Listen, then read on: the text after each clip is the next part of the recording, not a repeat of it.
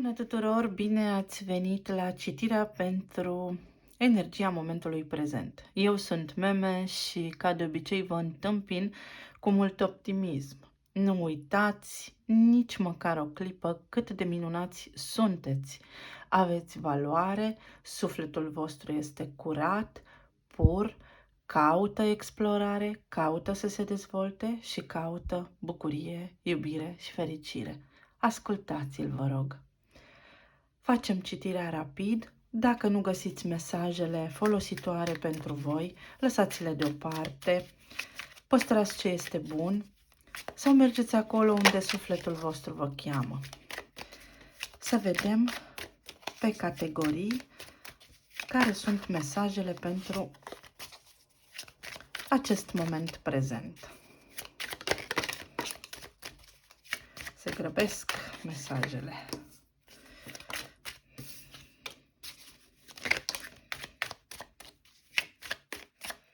Zboară mesajele.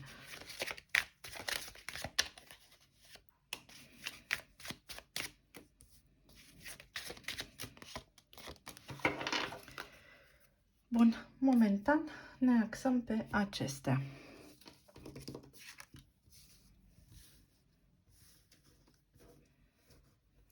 Haideți să vedem. La relație.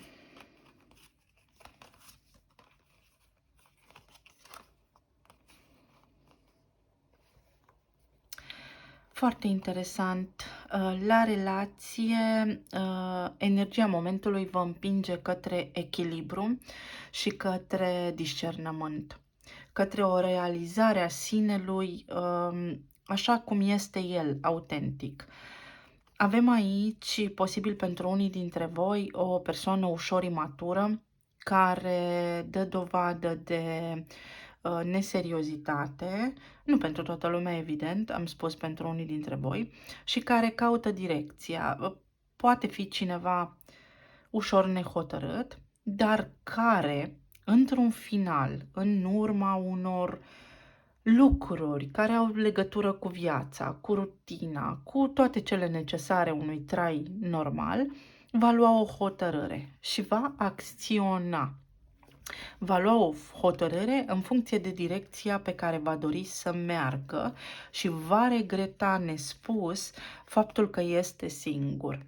Aveți de-a face cu o persoană care a dat față în față cu singurătatea și care va avea un moment de realizare de impact major pentru sufletul său și va exprima fie în gând, fie verbal, fie față în față această părere de rău sau va regreta în sinea sa că a abordat posibil relația sau pe voi într-o formă incorrectă.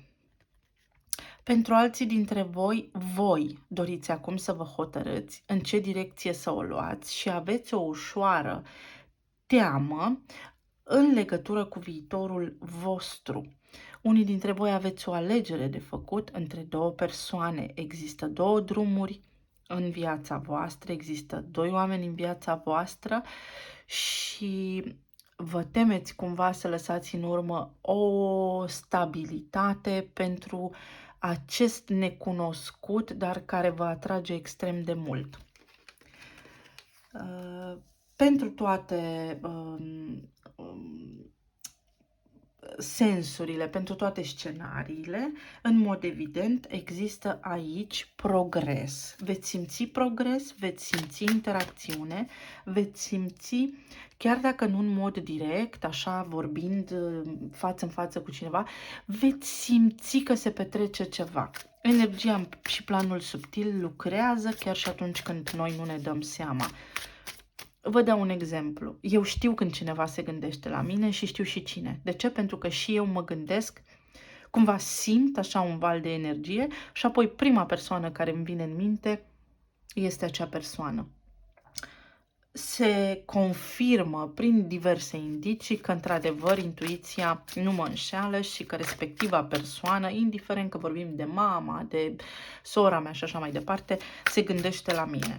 Exact așa este și în cazul vostru. Cineva se va gândi la voi și veți simți în aura voastră, în energia voastră, această persoană. Aici avem 6 de monede. Se confirmă din nou 6 de monede cu 6 de monede, care spune că cineva realizează că sunteți un echilibru sau cineva va căuta în voi un echilibru, cineva efectiv va încerca o reluare. Este 6 care simbolizează armonia domestică, armonia în familie, armonia în casă, armonia la orice nivel. Având monedele aici ca element, vorbim despre timp, vorbim despre disponibilitate, despre prezență și despre stabilitate.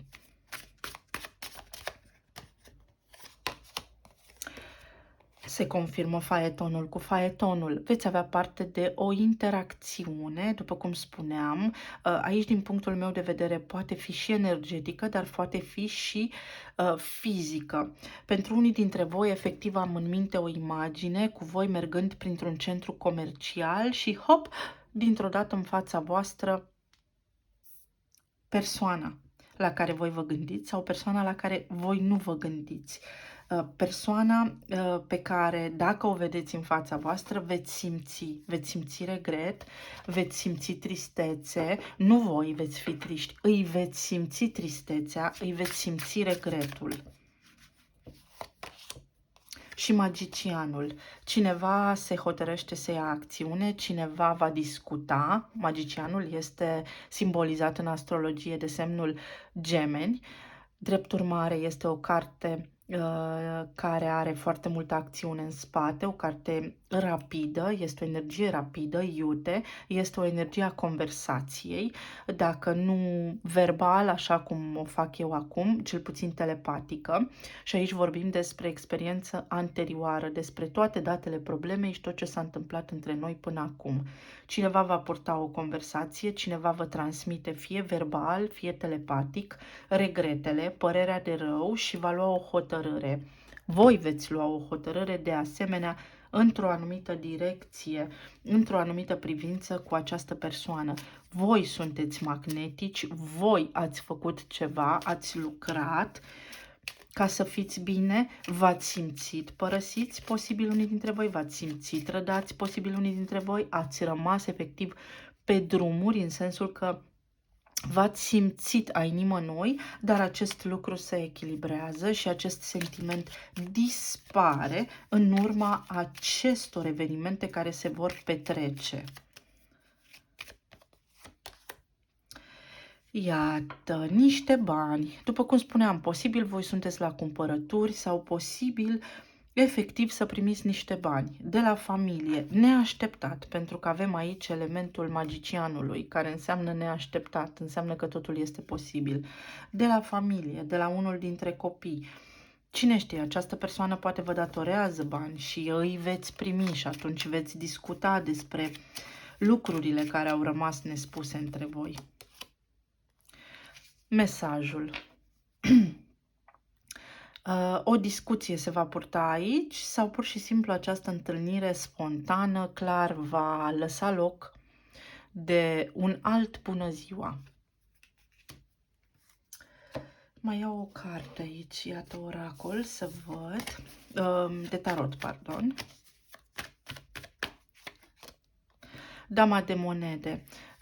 Veți fi atrăgători, oamenii vor regreta, oamenii cu care voi aveți o relație de iubire sau orice fel de relație, vor regreta pentru că realizează valoarea voastră, simțul vostru, față de datoria voastră, față de viața voastră, modul în care voi îi puneți pe ceilalți pe primul plan, compasiunea voastră și empatia voastră. Va fi un dar foarte frumos de Crăciun pentru voi să primiți așa recunoștință și apreciere și validare din partea celor pe care voi îi iubiți. Clar, ceva de bine vine către voi, pentru că dama de monede înseamnă mă simt bine, sunt stăpână pe mine, stăpân pe mine, am apreciere, am tot ceea ce îmi doresc și atunci când eu sunt bine îi pot ajuta și pe ceilalți. Pe plan financiar, avem asul de spade, 2 de bâte, regina de spade și 4 de cupe. Unii dintre voi ați aplicat la un alt rol, job, serviciu recent și încă așteptați răspunsul. Acum cu sărbătorile posibil să fie mai greu. Va trebui să luați voi acțiune, să faceți voi niște demersuri. Aici cu dama de spade spune așa: dacă doriți să aflați sau să faceți un follow-up sau să efectiv aflați, să știți care este statusul despre promisiunile sau despre aplicația voastră și așa mai departe, este important să trimiteți un mail cu un mesaj sănătos, logic și coerent, prin care să spuneți: uite, nu pot să aștept la nesfârșit, eu am nevoie să știu. Cum știți voi mai diplomat, evident. Să faceți un follow-up prin care să vă interesați dacă poziția aceasta mai este disponibilă sau nu. Pentru alții dintre voi, văd clar că vă schimbați serviciul și că veți avea ocazia acum să aveți un rol cu responsabilitate. Însă un rol cu responsabilitate în care s-ar putea ca nu toate lucrurile din descrierea rolului pe care îl veți avea să vă fie pe plac, să nu fie exact, cum să vă spun, pe placul vostru, dar nu în sensul rău. Să fie și lucruri care să nu vă placă neapărat. Alții dintre voi așteptați o aprobare a unui credit care pare că nu apare și voi sunteți supărați sau în acest moment tendința voastră este de a crede că veți fi refuzați. 4 de bâte spune că vă veți bucura. Că vorbim despre acel job pentru care voi veți face follow-up, înseamnă bucurie, înseamnă uniune, deci înseamnă că eu voi face un parteneriat cu tine acolo. Că vorbim despre acest credit, înseamnă că veți semna niște acte și veți intra într-un parteneriat cu banca sau cu cei de la care doriți voi să împrumutați banii. Lucrurile acestea le faceți pentru bunăstarea voastră și a familiei voastre. Există aici o nouă oportunitate, există un aha, iar pentru alții dintre voi văd că vreți o viză pentru reîntregirea familiei, o viză pentru a vizita persoana iubită. S-ar putea să fi avut ceva obstacole pe la viză, pe la cetățenie și așa mai departe. Însă văd o reuniune aici cu familia și cu cei care sunt acolo aproape. Regele de spade, iată, regele și regina. Văd că trebuie să fiți inteligenți, deștepți și articulați și să folosiți niște argumente solide pentru că veți avea șansă de reușite. Regele de spade este foarte inteligent și foarte deștept, detașat, să nu luați lucrurile personal pentru că nu este un complot al universului împotriva voastră, ci sunt niște mici impedimente care au un sens. Trebuie să mai depuneți un mic efort sau trebuie să învățați să aveți un pic de răbdare. În tot cazul, reușită. O carte oracol pentru această zonă. Iată, bucurie. V-am spus, veți avea reușită pe planul acesta financiar în toate cele enumerate de mine anterior. Pe plan spiritual, pe planul sănătății, pe plan emoțional, avem niște cărți formidabile, dragii mei. Avem pusnicul, magicianul care se repetă, asul de monede și moartea, care spune că se încheie o tragedie sau se încheie o durere care a provocat o tragedie emoțională, o traumă emoțională.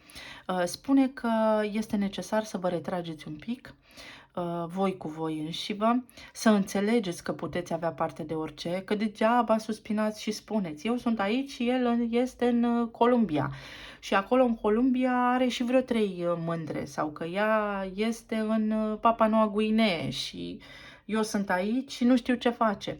Dacă alegeți să vă gândiți la el sau la ea și să rămâneți prinși în povestea asta și să-mi scrieți mie un comentariu în această direcție, această nouă oportunitate stabilă nu vine pentru voi. Moartea înseamnă transformare, înseamnă că trebuie să mă detașez de povestea mea și să o înțeleg, să pun mâna pe niște cărți, să înțeleg dinamica de viață, să înțeleg lucrurile care se petrec și cum funcționează legea rezonanței și legea atracției.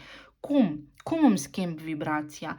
Păi înțeleg că dacă stau prinsă într-o relație de genul acesta. Nu am cum să manifest de acolo, trebuie să fac o schimbare, trebuie să mă hotărăsc, trebuie să înțeleg că sunt puternic și pot avea absolut orice. Și atunci schimbarea se produce pentru mine deja. Poate îmi dau seama, poate nu.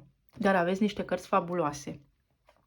În egală măsură, aici văd că pe partea de sănătate primiți niște vești. Atenție la stomac, unii dintre voi, pentru că vă văd cumva sub o formă sau alta cu o restricție alimentară, dar de care s-ar putea să abuzați. Atenție la sare. Nu știu de ce mi-a venit în cap sarea, dar atenție la sare. Atenție la plămâni. Unii dintre voi aveți o furie depozitată în plămâni și poate bubui. Fiți cu băgare de seamă, da? Bun.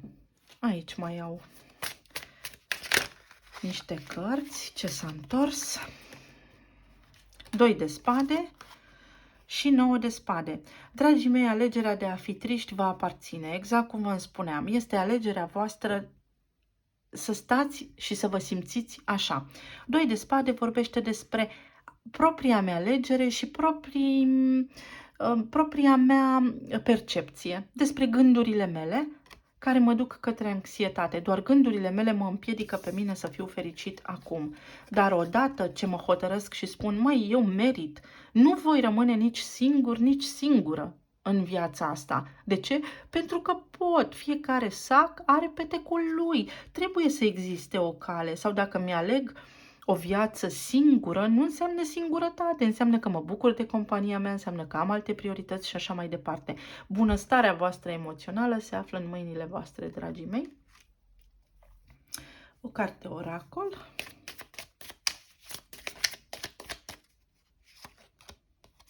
Un mesaj. Odată cu acea discuție despre care am vorbit aici, posibil starea voastră să se schimbe. Fie primiți o concluzie în ceea ce privește relația voastră, fie pe partea de sănătate primiți o concluzie care vă ajută să depășiți, care vă ajută să înțelegeți că, ok, mă doare ficatul sau ficatul meu este gras, dar grăsimea de pe ficat este oftatul meu și furia mea depozitată acolo. Hai să iau furia asta, să o transmut, să o înțeleg, să o alchimizez, să iert, da, să iert divinitatea din omul ăla sau să iert ca să-mi fie mie bine. Și deodată ce faceți lucrurile acestea, starea voastră se îmbunătățește. Să luăm talismanele.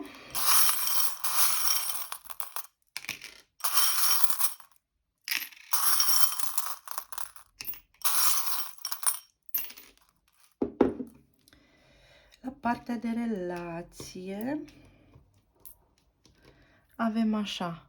O vulpe, cineva care, să spunem că a avut un comportament duplicitar sau cineva care a fost așa ca vulpea, păcălea. Iată că acum aveți ocazia să stabilizați situația, să nu vă mai lăsați păcăliți. 4 este cifra materiei, 4 este planul fizic. Ceea ce mă duce cu gândul la faptul că aceste discuții și aceste mesaje se vor întâmpla între voi real, mai degrabă decât telepatic, însă nu se exclude nici prezența în câmpul vostru.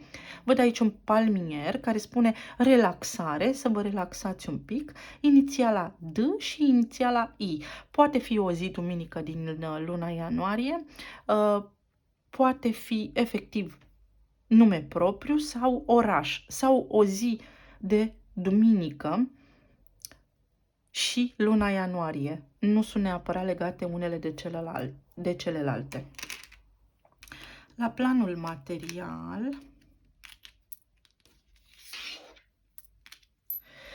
planul material, aveți vărsătorul care spune mulți oameni, mase de oameni, conexiune cu mulți oameni, semnul racului care vorbește despre mama sau despre familie sau voi sunteți mamele, chiar dacă sunteți bărbați, voi sunteți cei care au energia feminină în acel cuplu. Saturn, deci un semn al Capricornului sau ceva se închide la locul vostru de muncă, în această, cum să vă spun, interacțiune unde sunt implicați foarte mulți oameni, posibil să primiți ce vă doriți. Racul este guvernat de lună și luna aduce manifestare. Este nevoie să clădiți un caz sau să fiți înțelepți. Abordarea pe care voi trebuie să o luați aici sau să o aveți aici trebuie să fie una înțeleaptă, pentru că veți debloca situația în care sunteți, exact cum am spus, și vă veți bucura. Aveți sprijin în această direcție, fie cineva efectiv vă ajută, vreun prieten, vreo cunoștință și așa mai departe, fie aveți protecție divină. În tot cazul, se deblochează situația. Pe partea aceasta emoțională sau de sănătate, avem așa. Inițiala J, o zi de joi sau bucurie.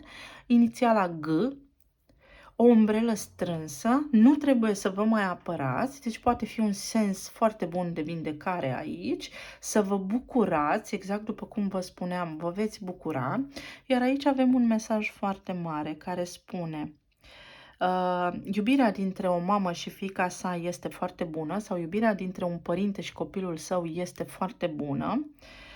Și mai avem ceva de genul: ești complicat, ești gălăgios, cum ești tu, ai bune și rele, dar ești al meu și întotdeauna te voi iubi. Deci, posibil pentru unii dintre voi acest tip de interacțiune să-l aveți cu un copil, sau poate chiar persoana la care voi vă gândiți să fie considerat așa de voi, să-l simțiți ca familia voastră. În egală măsură, acest talisman vorbește despre copii. Copiii voștri vă vor oferi o iubire foarte mare, sau iubire zilele acestea, sau mesajele de la copiii voștri vă vor face să zburați așa pe, pe mătură, cum ar veni. Mai au o carte așa ca sfat general.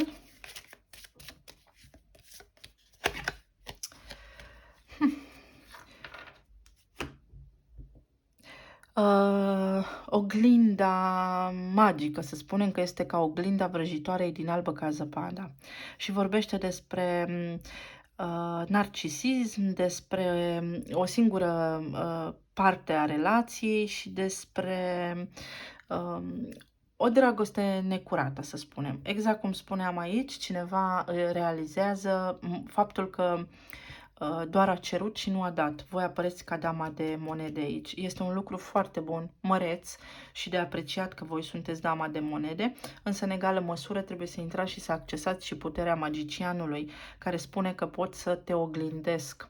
Mă voi purta cu tine cum te porți și tu cu mine, dar important e să ne înțelegem. Ca semne astrologice avem aici Taur, Rac foarte puternic, Gemeni, Taur foarte puternic, Taurul foarte puternic, Racul și Fecioara. La partea de plan material avem Berbec, avem Gemeni, Balanță, avem Leu, avem Scorpion, avem Gemeni, Berbec și toate semnele de aer. Poate fi și Vărsătorul, poate fi și Balanța, pot fi și Gemenii. Iar la partea de stare emoțională avem Balanță, avem Gemeni, avem Scorpion, avem toate semnele de pământ, Fecioară, Taur și Capricorn, dar este mai predominantă aici Fecioara, și avem Magicianul, care înseamnă Gemeni. Dragii mei, foarte multă energie de pământ aici, care mă duce cu gândul că lucrurile se vor întâmpla efectiv fizic, vor fi palpabile, ce în mână nu-i minciună. Vă îmbrățișez tare mult, să fiți sănătoși, împliniți, iubiți și să ne reauzim cu bine și data viitoare. Vă îmbrățișez, pa, pa!